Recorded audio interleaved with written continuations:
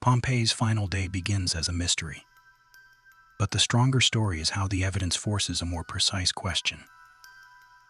Stay with this investigation as Pompeii's final day turns from a familiar mystery into an evidence trail we can actually test. The story of Pompeii's final day begins not in 79 CE, but 17 years earlier, in 62 CE. A devastating earthquake struck the Bay of Naples. Roman citizens, enslaved people, and local merchants rebuilt their homes, their shops, their temples, and their lives. Earthquakes plagued the region continuously, from 62 CE to 79 CE.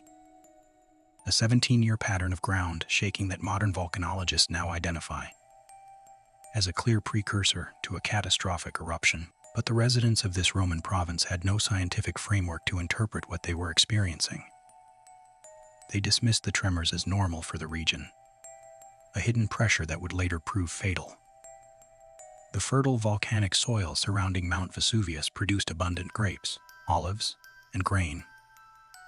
This economic reliance on the land kept people rooted in the danger zone, unwilling to abandon prosperity for an invisible threat they did not understand. Recent charcoal inscriptions discovered at the excavation site shift the eruption date to the 17th of October, contradicting the belief that the disaster struck in summer. This reveal alters our understanding of seasonal volcanic behavior and reminds us that even our timeline of one of history's most studied disasters can be wrong. On that fateful October morning, Mount Vesuvius erupted with apocalyptic force. A towering column of ash and pumice rose miles into the sky, and fine ash began to fall across Pompeii's streets. At first, residents reacted with confusion rather than panic. But as hours progressed, the ash thickened. Pumice stones rained down, accumulating on rooftops until the weight collapsed buildings. The initial ashfall blocked escape routes, turning familiar avenues into suffocating corridors. Gates were buried, roads were impassable, and the sea offered no refuge as the coastline itself was reshaped by the eruption's force. Those who attempted to flee toward the Herculaneum gate found the path choked with debris. Merchants who had sold goods in the Forum the previous afternoon now stumbled through blinding ash, clutching children and silver coins. The streets that had bustled with commerce and conversation the day before had become a prison of falling ash and rising panic. The first layer is context, what people could observe, what they misunderstood, and what the surviving record can actually support. Residents ignored earthquake warnings for years prior to the eruption. As darkness fell over the Bay of Naples on that first day, the nature of the catastrophe shifted violently. In Herculaneum, a coastal town smaller than Pompeii, but no less vibrant, residents who had sought shelter in boathouses along the shoreline believed the sea would be their salvation. They huddled together, families and servants, merchants and fishermen, waiting for the storm to pass. What they could not know was that the mountain had unleashed something far deadlier than falling ash. A pyroclastic surge, a superheated avalanche of gas, ash, and rock fragments raced down the slopes of Mount Vesuvius at speeds exceeding 100 miles per hour. Archaeological analysis of the victims' bones reveals a horrifying truth.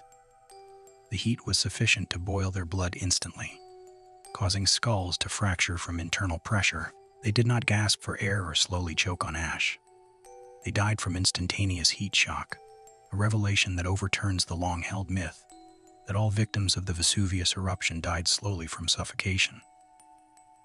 Tell us in the comments which clue about Pompeii's final day feels most convincing so far. The boathouses of Herculaneum became mass tombs, sealed by volcanic debris that would preserve the bodies with extraordinary fidelity for nearly 2 millennia. The only contemporary voice that survives from that day belongs to Pliny the Younger, a Roman administrator who watched the catastrophe unfold from across the bay. His letters, written years later to the historian Tacitus, provide the sole eyewitness narrative of the eruption. Pliny described a column of ash shaped like an umbrella pine, rising high and spreading its branches across the sky. He wrote of darkness so total that it seemed night had fallen in the middle of the day. He described the ground shaking beneath his feet, the sea retreating from the shore, and the panicked cries of people convinced the world was ending. His uncle, Pliny the Elder, sailed toward the disaster to rescue friends and study the phenomenon, and he perished in the attempt. Through Pliny's words, We feel the human scale of the terror, the confusion, and the helplessness of watching a familiar landscape transform into an alien hellscape. His testimony links the scientific chronology of the eruption to lived experience, grounding the abstract volcanic processes in a human voice from the period. The people of Herculaneum and Pompeii were not statistics. The second layer is interpretation, where the same clues have to survive alternate explanations before the story can narrow. As the second day dawned, those who had survived the night in Pompeii faced a horror beyond anything they could have imagined. A massive pyroclastic surge, the final and most devastating wave of the eruption, swept over the city at dawn. This was not ash falling gently from the sky. This was a wall of superheated gas and volcanic debris moving at lethal speed, and it extinguished every remaining life beneath meters of solidified material. The final surge buried Pompeii completely, sealing the city as a time capsule of Roman daily life. Homes with food still on tables, shops with tools still in place, and bodies frozen in the exact postures of their final moments were all encased in a tomb of ash that would harden like concrete. Organic materials that would normally rot away were preserved in extraordinary detail, from wooden furniture to loaves of bread, still sitting in bakery ovens. The eruption created a unique snapshot of Roman civilization, frozen at the moment of its destruction. This preservation, beginning with excavations in 1748, continues to this day. Centuries later, the 19th century, excavators working at Pompeii made a remarkable discovery. As they dug through the solidified ash, they found voids, empty spaces in the volcanic material shaped like human forms. These were the spaces left by bodies that had decomposed slowly over the centuries, leaving behind only their imprints in the ash. It creates the iconic casts that have become synonymous with Pompeii's tragedy. But a widespread myth persists that these plaster casts are the actual mummified bodies of the victims. They are precise molds of the space once occupied by a human being, preserving the posture and position of the victim at the moment of death. Some casts show arms raised in futile protection. Others show figures curled in desperate shelter, and still others show parents clutching children. These silent portraits capture the instant when life ended, and they overturn the popular misconception that the victims were preserved as intact bodies. The casts are ghosts made visible, the shape of absence filled with plaster, and they remain the most haunting archaeological evidence of the disaster. Remarkably, some residents who survived the initial eruption returned to the ruins in the days that followed, not to mourn. The turning point is the moment when scattered details start behaving like a pattern, rather than isolated trivia. The tragedy of Pompeii and Herculaneum is not merely a story confined to the ancient past. It is a warning that echoes across centuries, growing more urgent with each passing year. Today, millions of people live in the shadow of Mount Vesuvius, in the bustling metropolitan area of Naples and surrounding communities. The same fertile soil that lured Roman citizens, enslaved people, and local merchants to build. Their lives on the slopes of a living volcano still sustains a dense modern population. The lessons of 79 CE are not abstract historical curiosities.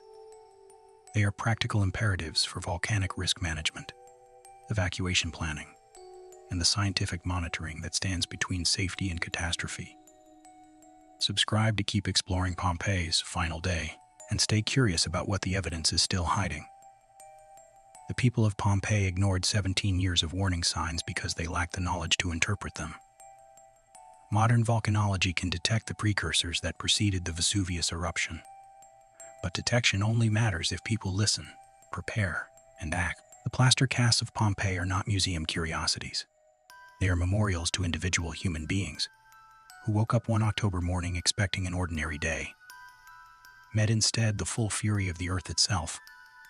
Natural disasters are unpredictable, and ignoring warning signs can lead to catastrophic loss. The fragility of human civilization is written in the ash of Pompeii, and the mountain that destroyed it still sleeps, still breathes, still waits.